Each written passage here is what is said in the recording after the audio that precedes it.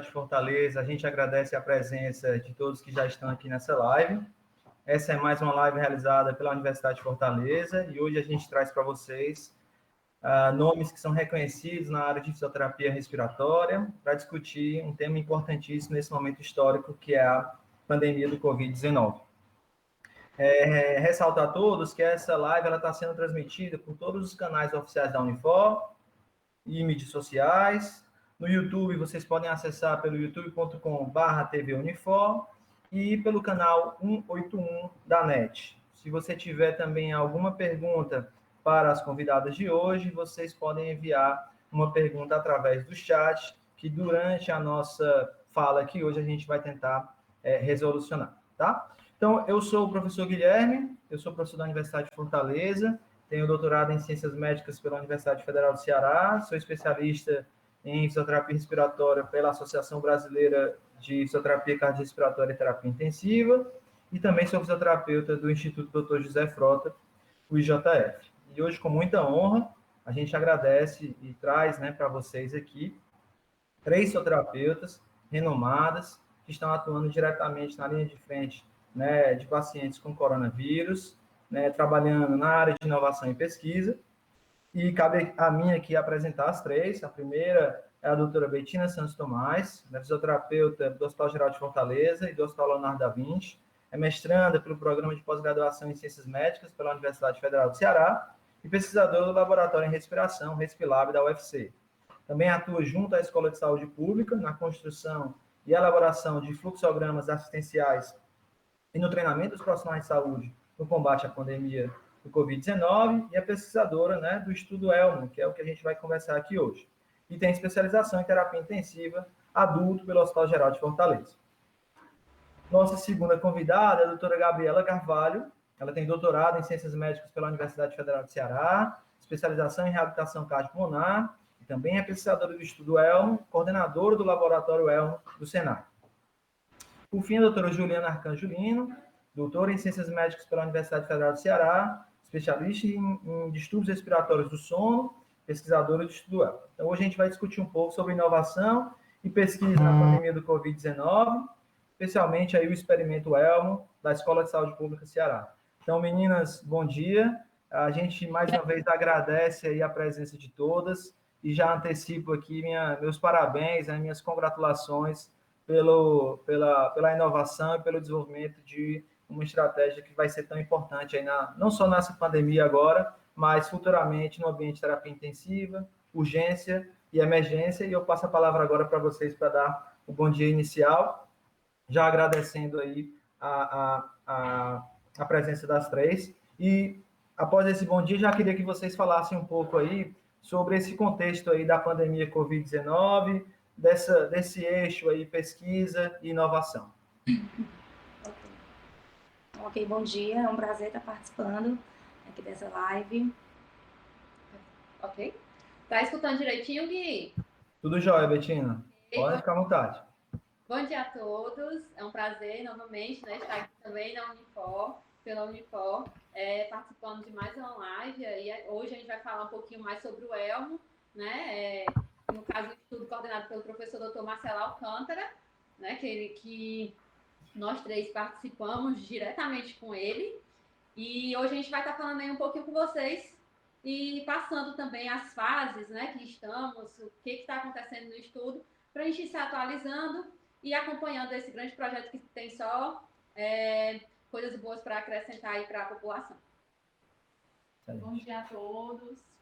Eu queria agradecer pelo convite, né, Guilherme, agradecer vocês, a Unifor, agradecer aqui aos presentes, né, aos que estão aqui assistindo. Então eu vou começar falando, tá, sobre a contextualização aí da pandemia, né, no cenário mundial, no Brasil. Eu acho que é uma coisa que já vem sendo bastante debatida, né? E já com enfoque aqui no suporte ventilatório não invasivo, que é o que a gente vai falar, né? Então, eu acho que, como a maioria já sabe, né, a Covid-19 ela é uma doença causada pelo coronavírus, pelo SARS-CoV-2, e ela causa, né, um quadro clínico que varia desde o espectro, né, de pacientes de infecções assintomáticas até os quadros mais graves da doença, né, levando à insuficiência respiratória hipoxêmica, como a gente tem visto por aí. O primeiro caso, né, só fazendo aqui um levantamento, foi em Wuhan, né, na China, no final do ano passado, e aí logo se espalhou por vários países, né, em forma de surto. E aí, só para a gente lembrar, no finalzinho de janeiro, a Organização Mundial de Saúde declarou esse surto como uma emergência em saúde pública e já em março declarou a Covid-19 como uma pandemia, né? Até desde então, né, a própria Organização Mundial de Saúde, ela vem instituindo medidas de prevenção, de enfrentamento da doença, né? Só para a gente ter uma ideia, eu olhei hoje no site do John Hopkins, até a data de hoje, já são mais de 11 milhões, né, de notificados aí, de casos, e mais de 500 mil óbitos no mundo. Falando aqui de Brasil, onde o vírus, né, começou os primeiros casos aqui, começaram os primeiros casos em março, a gente até hoje já tem mais de 1 milhão de casos e mais de 60 mil óbitos, né, desde então. Então, é importante dizer que desses infectados, né, a forma grave da doença, apesar dela se manifestar em uma pequena proporção, né, uma proporção menor dos infectados, esse número absoluto, ele é bastante expressivo, né? Quando a gente fala aqui de ventiladores mecânicos, leitos de UTI, de profissionais de saúde. Então, viu que pacientes que, quando evoluem para a forma grave e são entubados e colocados em ventilação mecânica, eles demoram mais ou menos 2 a 4 semanas, né, em ventilação mecânica. E aí, como é uma doença nova, né, que está surgindo,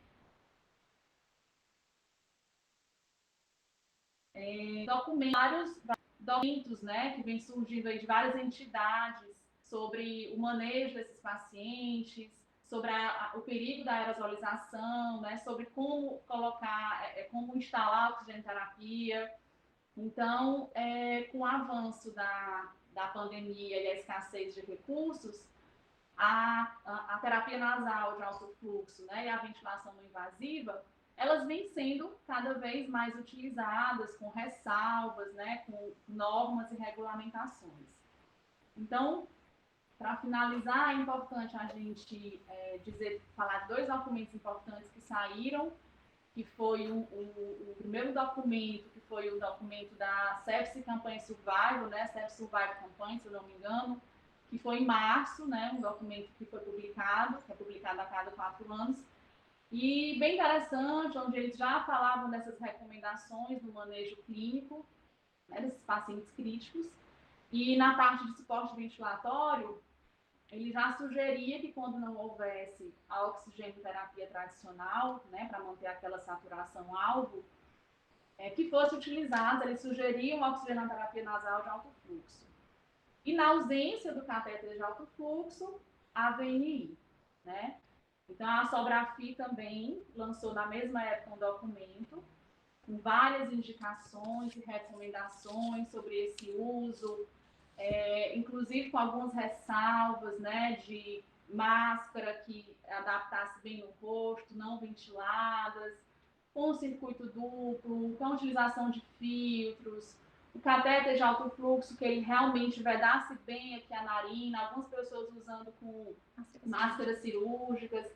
Então, tudo isso no intuito de reduzir a aerosolização, reduzir a dispersão de aerossóis, de contaminação, tanto de profissionais quanto de outros pacientes, né? E isso ainda continua, né? Novos estudos ainda estão vindo.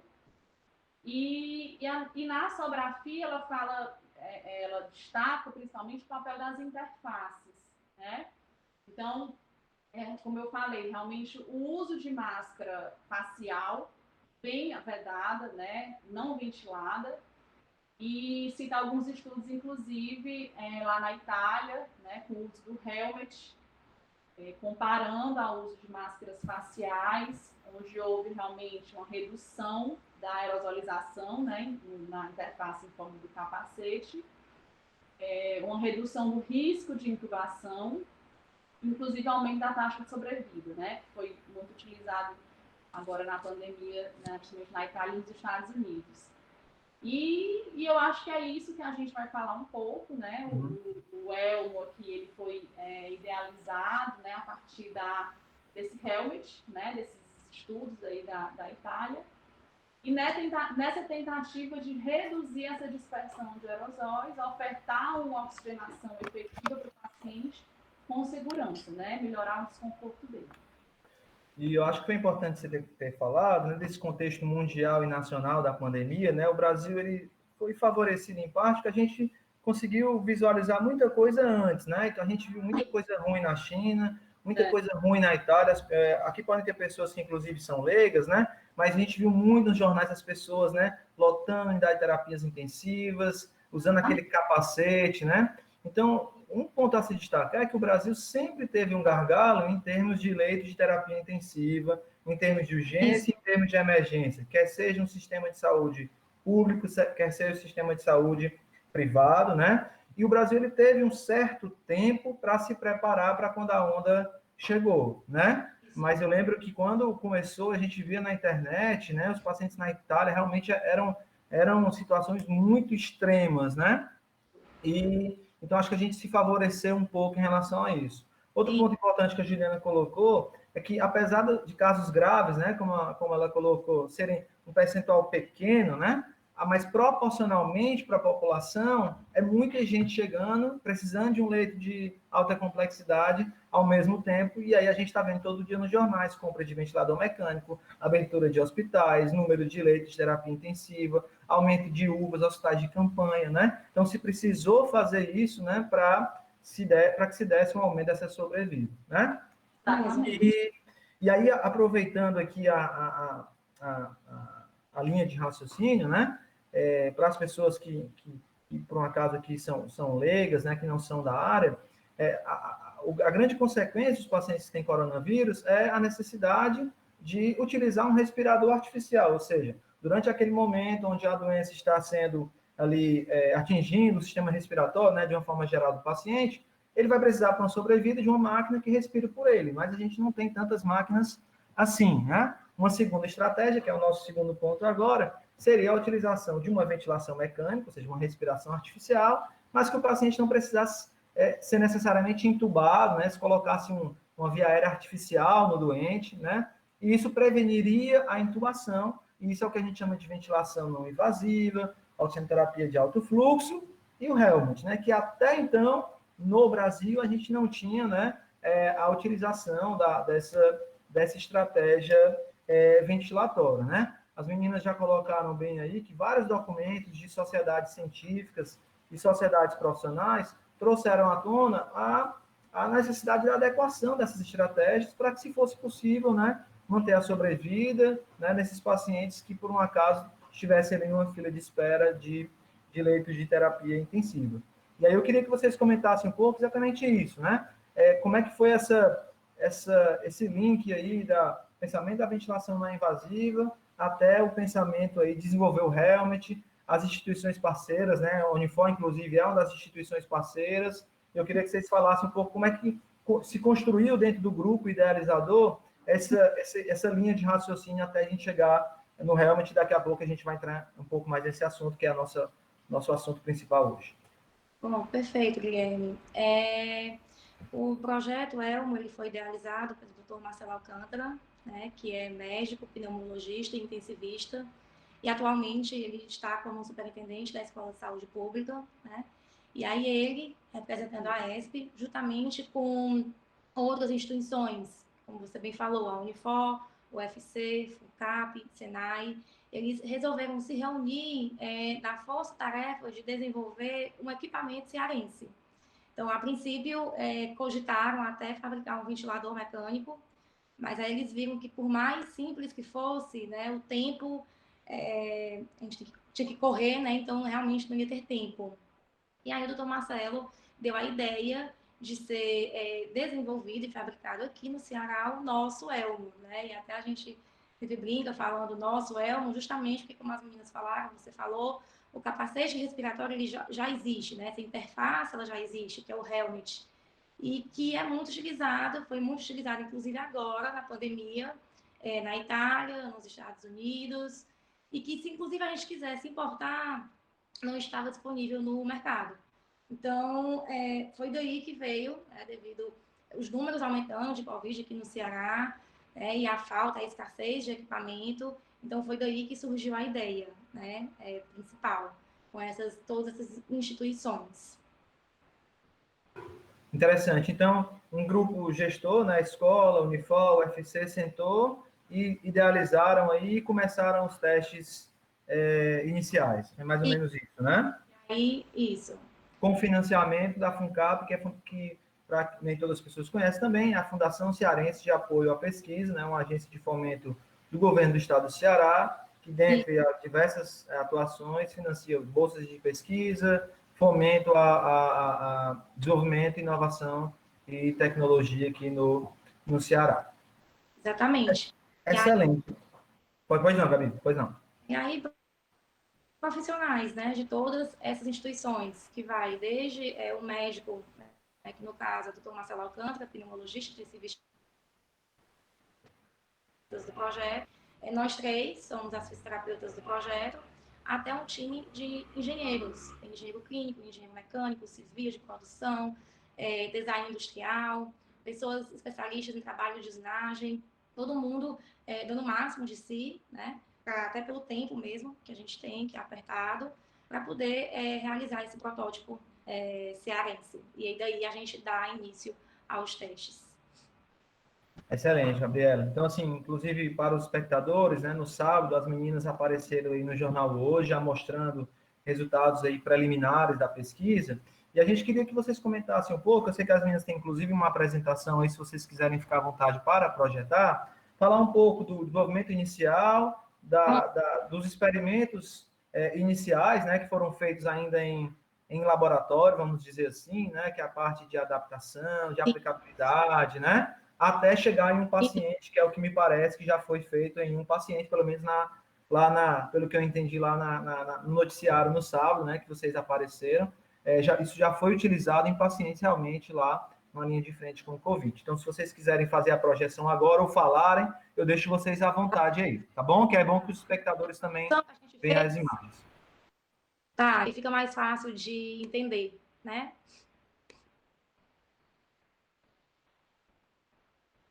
Tá dando Vocês conseguem ver?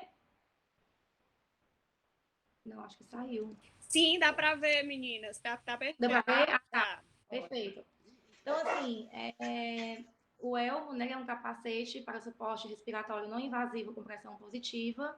E aí, antes de realmente mostrar o passo a passo, né, da sua construção, digamos assim, eu vou só falar o que é, né? Então, O sistema ELMO, ele baseia-se na oferta de fluxo de gás, que pode chegar até 60 litros por minuto, por meio de 2 fluxômetros de 30 litros por minuto, sendo cada um de ar comprimido e o outro de oxigênio, gerando-se uma pressão positiva no dispositivo através de uma válvula de PIP pré-determinada ao final da expiração.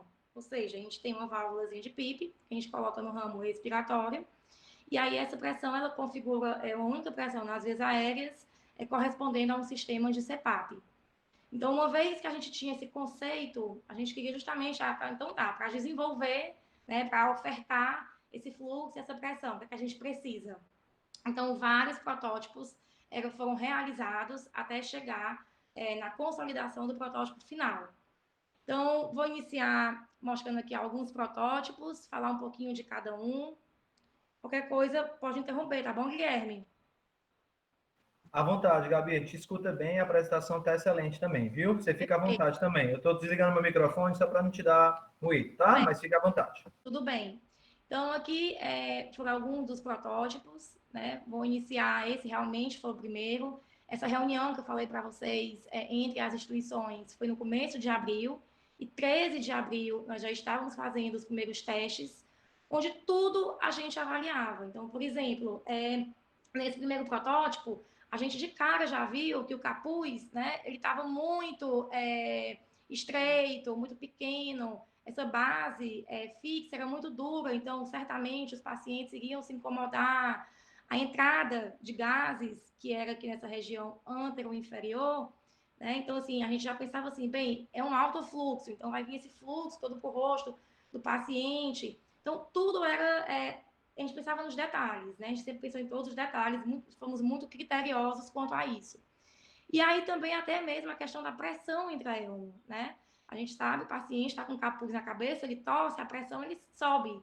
Então, será se realmente esse capuz ele suporta essa pressão? Então, vários testes foram feitos até realmente chegar no protótipo final. Então, aqui foi um teste, a gente simulando uma tosse, né, através de uma pressão manual. Vou passar aqui para vocês o vídeo. O Dr. Marcelo Alcântara, que é o idealizador do projeto. Então, ele apertava manualmente, e aí mostrando a pressão.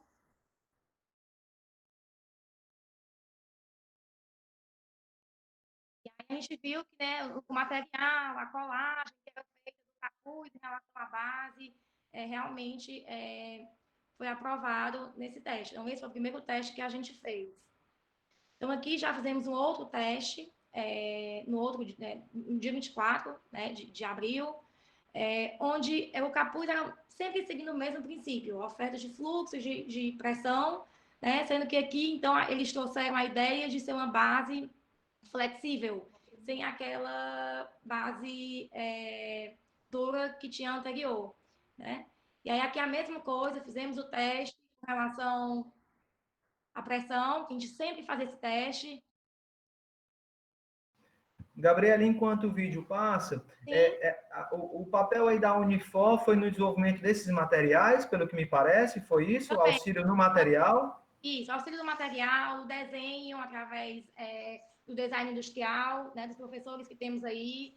Às vezes a gente pedia uma coisa, eles desenhavam e para daí ser produzido, né? Entendi. Então, eles então essa parte foi mais a parte de engenharia, a parte Isso, parte de engenharia. pessoal da tecnologia, né? Exatamente. A gente quer uma peça tal. Então, eles iam lá, trazia para a gente, né, que somos o corpo clínico, para poder testar, para saber a prova de conceito, digamos assim, né? Se realmente tinha esse funcionamento. Então, aí a gente também achou esse capuz, né? Um pouco estreito, pequeno, e aí eles trouxeram esse, mas aí já veio grande demais, né? E aí, nesse protótipo, a gente também alterou a entrada dos gases, né? Ficou nas regiões laterais. Porém, quando a gente foi avaliar, a parte de fluxo, ok, estava ofertando direitinho, parte de pressão também, mas aí a gente viu que estava tendo reinalação do CO2, né? Um capuz muito maior, tá? E também as conexões, para a gente saber, né, que a molécula de CO2 ela é mais pesada do que a de oxigênio. Então, um dos engenheiros sugeriram colocar o ramo expiratório mais perto da boca, justamente para facilitar essa lavagem de CO2, né? E aqui uma observação, né, Gabi, se eu puder só colocar, a Juliana colocou no começo do nosso encontro que havia uma grande preocupação desde o começo na estratégia de ventilação não invasiva com a aerosolização, ou seja, né, com a geração de partículas, no caso, o paciente com coronavírus, isso infectaria o ambiente, consequentemente os profissionais e por aí vai, né? E aí eu acho que vale a pena você comentar que mesmo nos testes, né, pelo que eu estou vendo, vocês já usaram os filtros, né? Os filtros ali nos ramos, né, para exatamente já ver essa prevenção e deixar o equipamento seguro, né? Isso é importante que a gente coloque, né? Não seria importante só manter a sobrevida do paciente, né? Teria que ser um equipamento que mantivesse a sobrevida, que tivesse uma boa adaptação, que é o que vocês estavam estudando, mas que não gerasse partículas, né, que pudessem comprometer a equipe, né? Exatamente. E outros pacientes que ainda não estariam diagnosticados ali no caso de uma emergência, por exemplo, né? Isso. Então, essa é a grande. No momento atual, né, o capacete respiratório, essa é a grande vantagem, né? Essa questão da segurança que ele traz por não ter vazamentos, né, para os profissionais. E aí sim, desde o início, a gente usa os filtros e os filtros fazem parte do que a gente chama de kit Elmo, né? Então, como eu falei, foi mudado a alteração aqui das entradas. E também percebam que a gente fixa o capacete através de alças axilares. Então, nesse daqui a gente já testou, os outros dois anteriores, tanto que eu ficava segurando lá o capacete, né? E aqui nós já tem as alças, mas que também teve todo um processo na mudança para não machucar a axila do paciente, tudo isso, a parte do conforto, né? A gente também sempre foi muito criterioso nesse sentido. E aí eles trouxeram, então, um capacete também de base flexível, sem aquela parte mais dura, menor, né? Onde foi alterado as entradas de gases, porém ficaram nas laterais, uma lateral superior e uma lateral inferior. E aqui tinha um acesso ao paciente em forma de zíper, porque também a gente testou todas as entradas, todas as conexões, né? E daí a gente viu que também ainda reinalava o CO2. Então, a partir daí, a gente partiu para os protótipos, formava, na verdade, uma bolsa, tá? Próxima ao pescoço. Então, a gente ficou na dúvida se essa bolsa de ar não era o que estava levando a essa reinalação. Então, depois disso, a gente partiu, então, para o protótipo de base fixa, que é como vocês estão vendo nas fotos. Vou falar um pouco da Betina ali, hein, Betina? E aí, a partir desse protótipo foi alterado, né? Vocês podem ver aqui. Ó, o ramo expiratório já mais próximo da boca, como a gente havia pedido. Aqui no canto é o ramo inspiratório. Aqui é uma entrada para poder a gente monitorizar a pressão intraelmo através de um cafômetro. Então, a gente coloca na PIP, tem lá dizendo, né, 5, 10, enfim, os centímetros de água, né, em relação à medida da pressão, mas a gente sempre monitora através de um cafômetro. E tinha um acesso ao paciente aqui ao lado, que é esse daqui, ó, o acesso ao paciente. Então, já foi uma alteração que a gente testou sempre com capnografia. E aí, a partir desse daqui, a gente viu que realmente, em termos de reinalação, né, tinha sido zerado. Então, a gente melhorou, né? A mudança do anterior para esse foi ao acesso ao paciente, que foi colocado também para a região antero-inferior. Continuou com essa medida de pressão, né? E esse acesso ao paciente, vocês podem perceber que aqui, ó, o paciente pode beber água, né? A gente dando água ao paciente. E também sem renalação, a gente usou o decibelímetro para poder ver a umidade, né? E o ruído. E, inclusive, tá, Guilherme, esse filtro aqui no ramo inspiratório, ele é até mais indicado justamente devido ao ruído do fluxo. E quando você liga os fluxômetros e é um alto fluxo... O barulho é alto, né? O barulho é alto. Então, como realmente eles já usam assim, para poder diminuir o impacto desse barulho, eles usam o filtro no ramo INS também. Até mais para diminuir do que para filtrar. Proteger, né? Proteger, exatamente. E também o paciente, né, faz parte também do kit Elmo, protetores auriculares, que não dá para ver direito, mas a gente coloca o protetor, depois coloca a touca, para daí realmente iniciar a instalação do capacete. E aí foi feito, né, pelo engenheiro do projeto, esse último protótipo que ficou assim definido, onde a diferença desse para o anterior é que aqui a gente ficou apenas com 3 conexões, o ramo inspiratório, o ramo expiratório e aqui acesso ao paciente. E aí aquela parte de monitorização da PIP, a gente utilizou uma peçazinha de three-way, onde ela foi conectada aqui no ramo expiratório e até ficou mais limpo, ficou uma entrada a menos, né? Digamos assim. Então, após essa parte, e ó, a peçazinha com o three-way, a forma que a gente verificando. Então, tendo só apenas 3 entradas, entrada do ar, saída e aqui acesso ao paciente. E também sem inalação de oxigênio, ofertando o fluxo direitinho, pressão, tudo tranquilo. E aí, assim, uma vez que a gente tinha esse protótipo definido, né, nós fizemos os testes de usabilidade, né? E o que é? Nada mais é do que você testar um produto para você ver a sua efetividade, eficiência, satisfação, segurança, né, a qualidade, para saber se é intuitivo, né, o sistema. Então, nós convidamos profissionais da saúde, médicos, fisioterapeutas e enfermeiros, onde nessa primeira parte eles assistiam um vídeo instrucional de montagem, a gente não explicava, apenas é como se chegasse numa unidade, chegasse num hospital, o kit com o manual e o vídeo. Será que essa pessoa consegue montar? Então a gente meio que simulou isso, né? Nessa segunda foto eram os profissionais justamente montando de acordo com o caso clínico que a gente colocou. E essa terceira foto era a parte do debriefing, que é a parte do feedback, onde eles dão sugestões, enfim, falam a opinião, o que acharam de dificuldade, esse tipo de coisa. Então, uma vez feito tudo isso, pegamos todas as informações, levamos em consideração o máximo que a gente podia, e aí veio o protótipo final, né? Onde, por exemplo, essa parte de cores, eles pediram, eu acho que o ramo respiratório poderia ser uma cor, o ramo INS está aqui do lado, não consegue ver, mas é verdinho o nome, né? As alças axilares poderiam ser de cor também, a transparente pode se perder lá no meio do leito.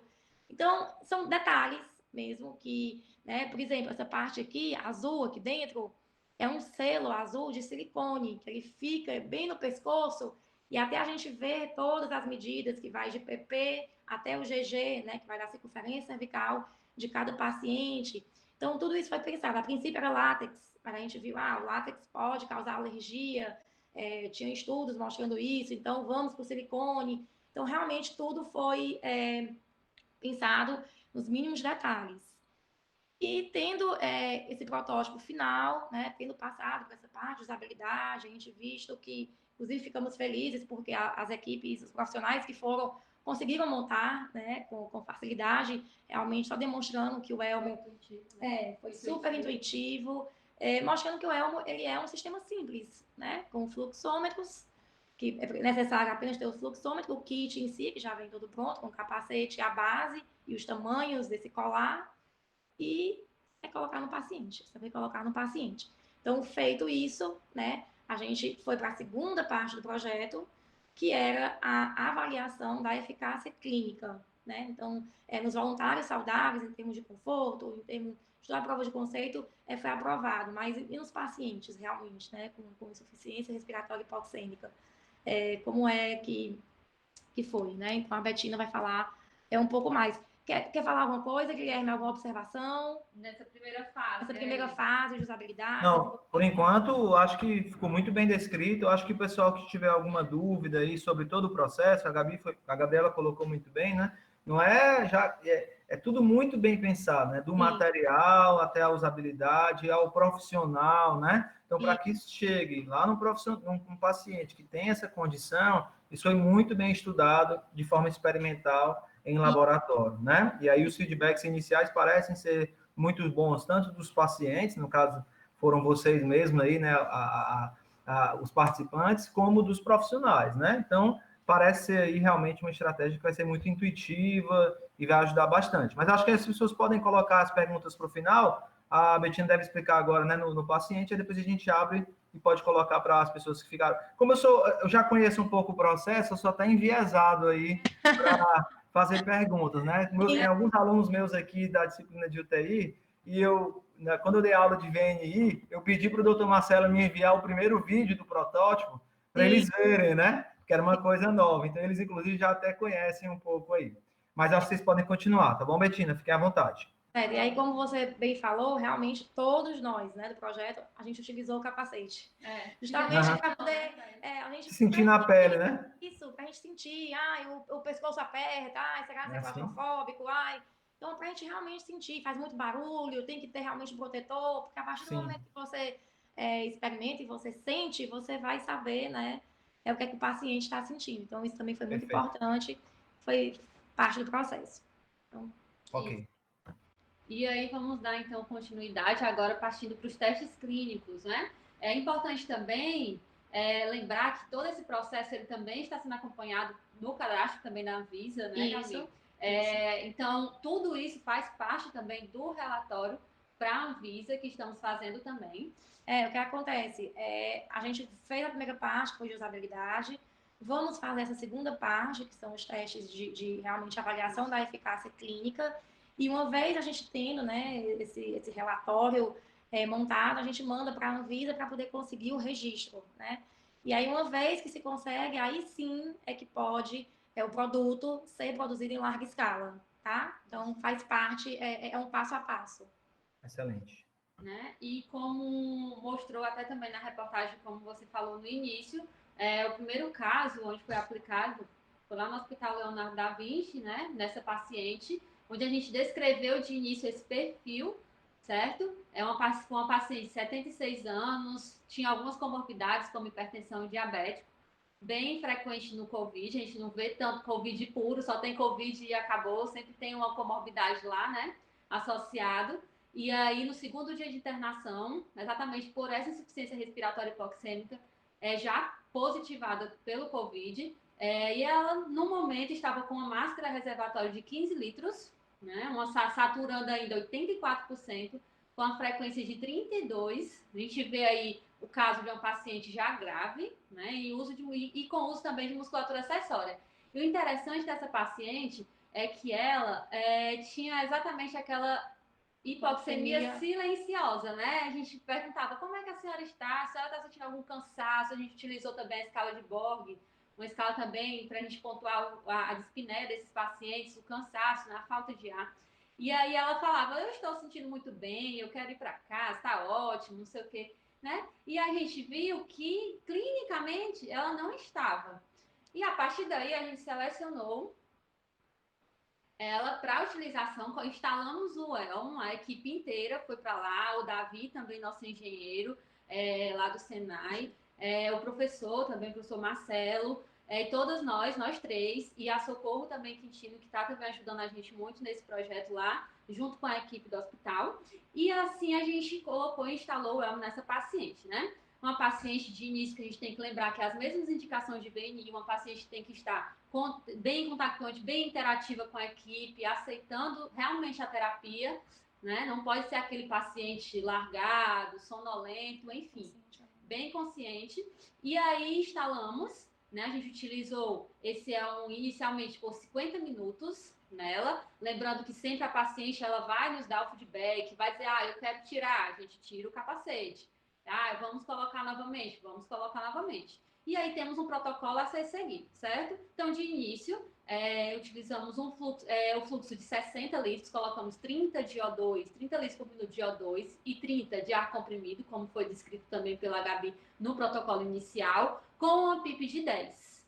Certo? A partir daí, a gente observou uma melhora desse padrão respiratório dessa paciente de imediato, uma redução, com isso teve a redução da frequência respiratória para 25 e um aumento de saturação que chegou até 98, como vocês veem aí, certo? E uma paciente que continuou na terapia, né, conversando com a gente, outra vantagem também do capacete por permitir essa conversação, também ficar mais livre, não ficar pode uma coisa falar, apertada. Pode tossir, pode ler se quiser, enfim, deitar, né? De ladinho, enfim, né? É uma coisa bem flexível. E a partir daí a gente viu essa melhora nela. Aí temos aqui uma primeira tabela, certo? Dos primeiros dados dessa paciente que a gente começou a acompanhar, tá bem? Então temos nessa primeira coluna aqui, alguns parâmetros, escolhemos uma gaso, claro, pré, né? Para a gente saber se essa paciente estaria retendo CO2, é uma das contraindicações que colocamos no nosso protocolo também.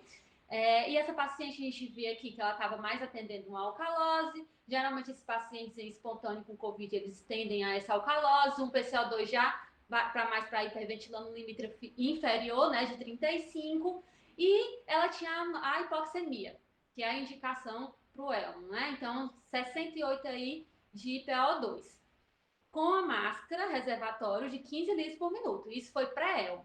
A partir dessa gasometria, aplicamos o elmo e na segunda coluna vimos aqui, após 1 hora, a nova gasometria. E a gente viu realmente o efeito, né, da PIP, dessa pressão contínua ofertada pelo elmo, dessa terapia após 1 hora. Né? Então, a gente vê aqui um aumento de PO2. No caso aqui, como ela melhorou o padrão respiratório dela, a frequência, ela saiu mais dessa hiperventilação, apesar de bem pequeno, um ponto, enfim, mas ela conseguiu sair mais dessa hiperventilação que ela estava antes, né? Só que, após 2 horas, foi colhida uma nova gaso, né? E essa nova gaso nos mostrou o quê? Uma PO2 menor. O que acontece? Muitos pacientes, eles vão depender também de pressões. Uma pressão positiva, que esse tratamento precisa ser de uma forma contínua.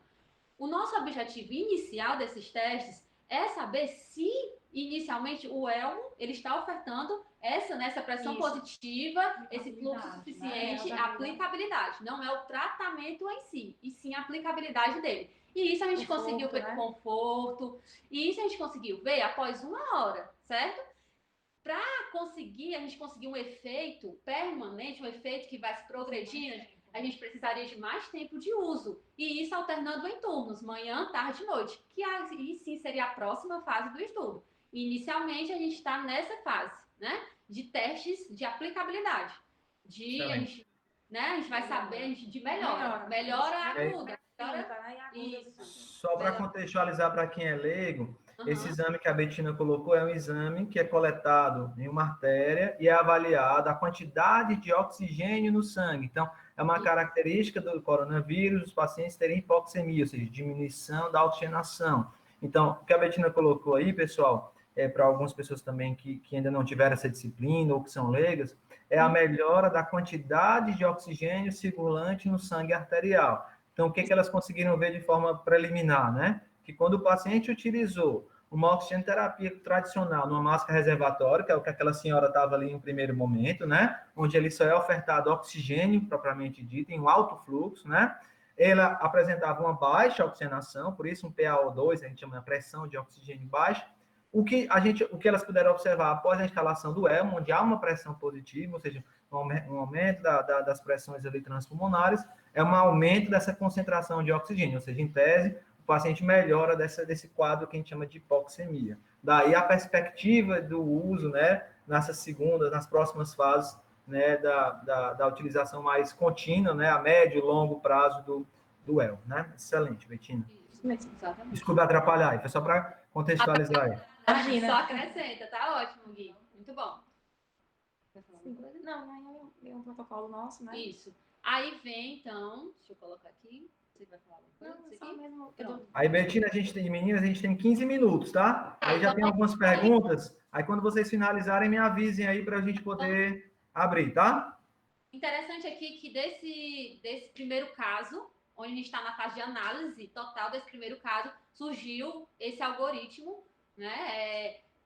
Até mesmo orientado pelo professor Marcelo Alcântara, ele disse: a gente tem que fazer o algoritmo do Elmi, aqui em primeira mão mostrando para vocês esse algoritmo, que também está sujeito a modificações, mas enfim, né, a gente vai só passar, não vamos descrever para vocês, é só para mostrar que vai existir um algoritmo para todo o protocolo, existindo critérios de inclusão, exclusão, quando iniciar, como iniciar através de protocolos, os alvos que precisamos, certo? Ser atingidos, se não atingidos, se atingidos, o que fazer, enfim. Então, tudo desmame, isso... né? Desmame. Tabela de riscos, o que fazer, né? Em caso de algum risco, algum evento adverso. Exatamente, porque isso aí a gente também tem que mostrar, né? Os eventos adversos desse equipamento, desse dispositivo. Aí, para a gente saber realmente a segurança dele, que é o nosso objetivo nessa fase. E aqui são nossos parceiros. Os apoiadores do projeto. Nossos apoiadores. Excelente. Excelente, meninas. Assim, eu vou já passar para a pergunta, mas aqui já expresso aqui minha felicidade, especialmente Betina, que foi nossa aluna e saiu há muito pouco tempo da Unifor, né? E aí eu vou finalizar a minha fala só perguntando assim, Betina, o quanto a sua formação acadêmica em pesquisa, né? Eu sei que você participou de pesquisa, participou de programas de extensão, porque a Betina deve ter o quê? 3 anos de formada, Betina? 2016. Fazer 4 anos. Então, em 4 anos, terminou uma residência, está fazendo mestrado, está na linha de frente, participando junto com as meninas que já têm uma experiência profissional maior, já tem uma experiência científica maior, né? São suas mentoras junto com o professor Marcelo. Como você é a mais nova, né? Você saiu mais recentemente da casa. Eu queria saber o quanto tua formação em pesquisa, em extensão, dentro da universidade, te ajudou a participar do projeto. E aí, o que você vislumbra? E aí depois a gente abre as perguntas, tá? Maravilha, Gui, que bom. Como você falou, é uma honra estar junto com as meninas aqui. Conheci elas no laboratório da respiração lá da UFC, né, do Respilab, do professor Marcelo. Então, minhas doutoras aqui, minhas mentoras, como você me falou, graças a Deus. Deus só coloca pessoas boas na minha vida. E aí, sim, a Universidade de Fortaleza me ofereceu tudo, né? O Gui sabe que eu abracei tudo que a Unifor me ofereceu. Passei de simulado na medicina, iniciação científica desde o 4º semestre, com bolsa, inclusive com bolsa, sem bolsa, voluntário, sem ser voluntário. O ano de voluntariado foi o melhor, porque, enfim, é um ano, né, que a gente se dedica mesmo à pesquisa. Então, foi iniciação de PROBIC, PIBIC, FUNCAP. Terminei com o médico veterinário, que é o professor Ramon Raposo, no NUBEX, com pesquisa experimental. Então, eu passei por todo pesquisa clínica, pesquisa experimental, enfim, a Unifor me ofereceu tudo isso.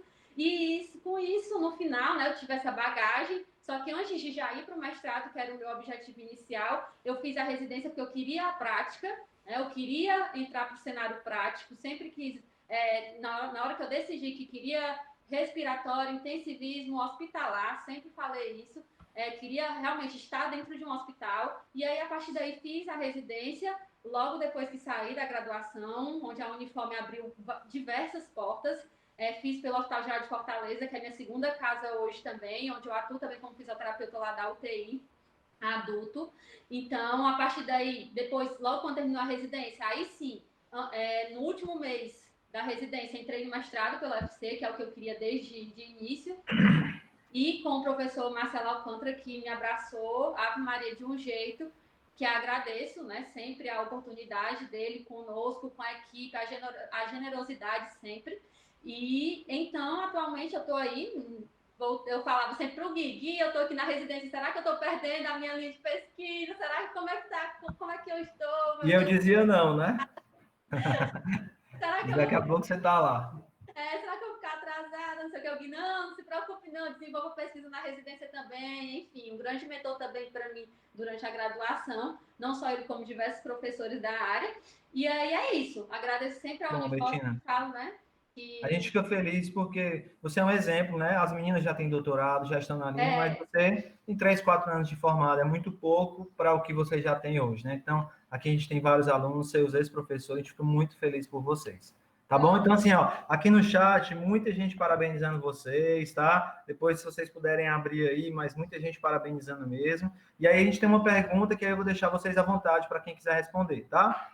A professora Riane, que inclusive também é fisioterapeuta linha de frente, lá do Hospital São José, ela perguntou para vocês o seguinte: por que a retenção de PaCO2, né, do gás carbônico, é uma contraindicação, já que a VNI é também indicada para pacientes hipercápnicos? Isso. Pode ser? Pronto. No caso, a VNI, a gente estava até no conceito de definição de VNI aqui, né? Tá, se o é uma VNI ou não sei o quê. A cara do professor Marcelo é dizer que não vem com o negócio de dizer que é só VNI, que não é não. O que acontece? Na retenção de CO2 desses pacientes, de início é o quê? Para pacientes hipoxêmicos. A acidose, que no caso seria interpretada pela retenção de CO2, é um paciente mais grave. No caso, que a gente não vai aplicar o elmo nesse início, a gente só vai aplicar o elmo em pacientes leve a moderado. Então, isso daí é um guia para a gente também, né? Para a gente não pegar esses pacientes mais graves, como essa primeira paciente que a gente pegou, e a partir desses dados, dessa análise, a gente começou a traçar um perfil dos verdadeiros pacientes mesmo que vão utilizar agora, né? No caso. Até porque os pacientes mais graves, né, como você falou, eles vão precisar realmente ser entubados e precisarem de ventilação mecânica, né? Eu acho que o fluxograma que vocês criaram, o algoritmo, eu vi rapidinho aqui, né? Estava pequenininho, mas ele está muito bom, né? A indicação, a contraindicação, avaliando o nível de consciência, variáveis cardiovasculares, né? Quando parar, né? Porque também você pode iniciar e o cara não tem uma boa adaptação, né? Então, acho que quando tiver esse fluxograma do que fazer, do que não fazer, de quem está indicado, quem não está indicado, quando interromper, isso vai ficar muito claro. Eu acho que o questionamento da Riane foi exatamente em relação a isso. Aí vocês especificaram, paciente muito grave, né, com aquela acidose respiratória importante, realmente, muito provavelmente, tem hipoxemia, mas ele vai precisar ser entubado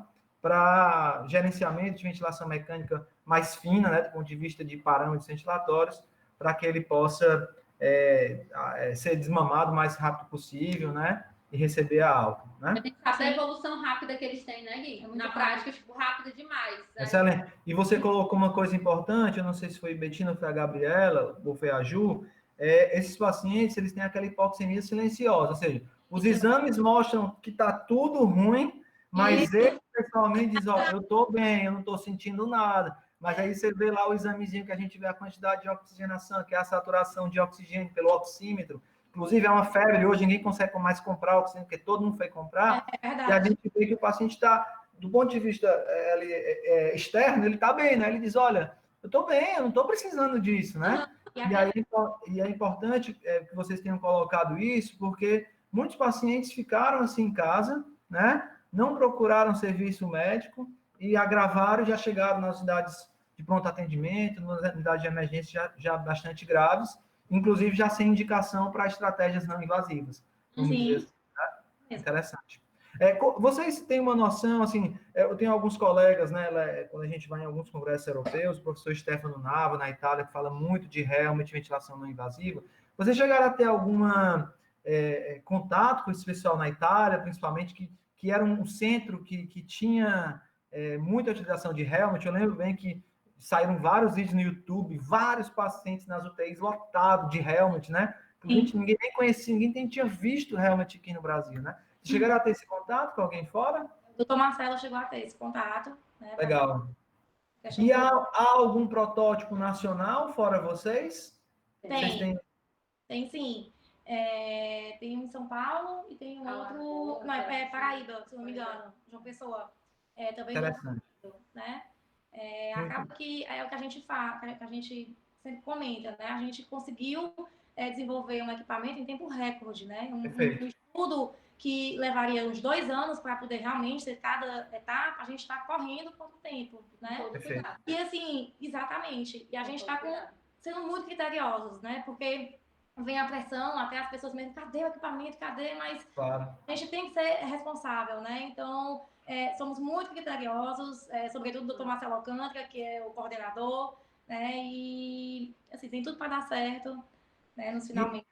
Não houve nenhuma pergunta, né? Mas nós que somos pesquisadores, né? Trabalhando na área assistencial, vocês já têm mais, eu não sei se isso é possível ser falado agora, né? Mas pelo menos uma estimativa do custo que esse equipamento vai ou ele está sendo, o quanto foi onerado para fazer, ou do quanto vocês acham que ele vai ser comercializado, só para que a gente faça um paralelo com um ventilador mecânico tradicional, por exemplo. Já há uma estimativa de custo, de preço?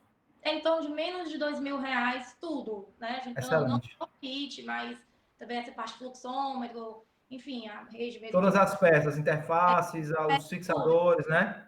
Excelente. Só para fazer um paralelo para as pessoas que não têm esse ambiente de terapia intensiva, um ventilador mecânico custa de 60 e 100 mil reais, né? E na pandemia, como houve aí uma grande demanda, uma grande procura, houve estados que compraram ventiladores a 200, 220 mil reais, né? Vocês estão acompanhando isso em todo o Brasil. Então, de 200 mil para um equipamento que custa 2 mil, a gente vai ter aí uma proteção econômica muito maior, né? As complicações, né, Gui? Que a intubação leva a espaço. Perfeito. Fora todas as complicações, necessidade de terapia intensiva que a gente comentou antes, tá? Meninas, a gente deve estar faltando aqui uns 3 ou 4 minutos. Eu vou... se alguém tiver mais uma pergunta final aí, enquanto eu faço o meu agradecimento final, fique à vontade no chat. Mas passou muito rápido aqui a nossa hora. Eu quero mais uma vez agradecer. Eu tinha certeza que seria muito bom esse nosso encontro, né? já nos conhecemos há algum tempo, né? E a gente, enquanto cearense, né, particularmente quando esse projeto surgiu, até fiz uma publicação no Instagram, né? Do Ceará para o mundo, né? Porque no Ceará, né, um país muito pobre, né? Desculpe, um estado muito pobre do ponto de vista de PIB, né? E a gente está à frente numa inovação, numa tecnologia. Já estamos à frente do padrão epidemiológico, né? Fortaleza já está em curva decrescente há pelo menos 3, 4 semanas e os estados estão todos aumentando, né? Então, isso significa que foi um trabalho sério da Secretaria de Saúde, da Escola de Saúde Pública, das instituições de ensino que auxiliaram vocês, do SESI, né? Que ajudou. É o SESI ou o Senai? Desculpa. Senai. O Senai, perdão. Do Senai, que participou, ou seja, as instituições privadas, instituições públicas trabalhando, junto com pessoas capacitadas, mostrando que a população ela vai poder ser bem assistida. Então, realmente, enquanto cearense, enquanto professor, enquanto cidadão, eu agradeço o trabalho de vocês, né? Isso vai ser muito bem aplicado na nossa prática clínica, e a gente não vê a hora de receber isso aí nos hospitais, né? Não só para a pandemia, mas para os outros quadros hipoxêmicos que vão continuar acontecendo, né? Vão continuar e sempre acontecer, né? Então, parabéns, eu deixo a palavra final aí para vocês, a gente deve ter de 2 a 3 minutinhos aí para finalizar, tá? Então, só queria agradecer mais uma vez o convite, né, dizer que é uma honra, realmente, como fisioterapeuta e pesquisadora, participar de um projeto dessa dimensão e por uma causa tão nobre também, né? E dizer que a gente torce para que tudo dê certo, que realmente tem tudo para dar certo, que a gente possa ajudar a população, a Bettina falou no início. Isso aí. Mais uma vez, agradeço a oportunidade de estar aqui junto à minha universidade também, a vocês, meus ex-professores e sempre mentores para mim. É uma honra estar participando dessa equipe do qual me acolheu, enfim, e é isso. Estamos torcendo todos para termos um final com sucesso, né? E com um novo produto aí para ajudar cada vez mais a nossa população. Também agradeço aí mais uma vez ao Guilherme, né, a oportunidade da Unifor. Me formei um pouquinho mais tempo que a Bettina. Só um pouquinho. Mas me formei na Unifor também e estou vendo aqui vários colegas, né, vários ex-professores também. Eu tenho um carinho enorme, é muito bom reencontrar, né? Um bom filho a casa toda, né? Não, eu sou egressa e assim... muito feliz de estar aqui nessa conversa hoje. Mais uma vez, agradecer, Guilherme, né, a participação, o convite, a oportunidade. A gente que agradece. E antes de finalizar, pessoal, eu não sei se a Luciana vai querer tirar uma foto aí, mas eu vou só projetar aqui um QR Code para que os participantes possam responder sobre essa live aqui de hoje, tá? Esse QR Code, se vocês aproximarem aí vocês já estão vendo a minha apresentação aí? Já conseguem ver, né? O QR Code? Dá para ver já. Pronto. Então, só aproximar o celular aí, rapidinho aí, que a gente já deve estar finalizando a transmissão. E aí são alguns questionamentos, né, Lu? Você pode explicar um pouco mais rapidinho aí, só para a gente finalizar? Isso sobre a live, né? São questionamentos sobre a live mesmo, é só um questionáriozinho para a gente avaliar, né, a recepção de todo mundo com relação à live, que foi maravilhosa. Perfeito. Então, mais uma vez, meninas, eu quero agradecer em nome da Unifor, em nome de todos o corpo docente, né, não só do Centro de Ciências da Saúde, mas de todos os centros, da reitoria, da vice-reitoria de graduação. O professor Paulo Henrique, coordenador, também está aqui nessa live. Agradecer a parceria de vocês, dizer que a gente está aberto lá para parcerias, né, sempre que vocês precisarem, a Unifor está realmente de portas abertas, ok? Então, Lu, eu posso finalizar, assim, não sei se vocês viram o chat aí, muita gente fazendo perguntas, assim, acho que a Luciana depois consegue, na gravação, linkar e passar o contato de vocês para que a gente possa fazer esse link, tá bom? Então, muito obrigado a todos vocês, a todos os participantes, e espero que a gente... Gui, junta aí para fazer a foto, Gui, não vamos esquece. Lá, vamos juntar, deixa eu tirar aqui a minha projeção. Rindo de máscara. Pronto, Lu, pode tirar aí, fica à vontade. Pois sorriam. Sorriam, máscara. Oi? Foi. Ok, meninos, obrigado, agradeço a todos e um bom dia a todos, tá bom? Obrigada. Tchau. Tchau. Até logo. E aí, Lu?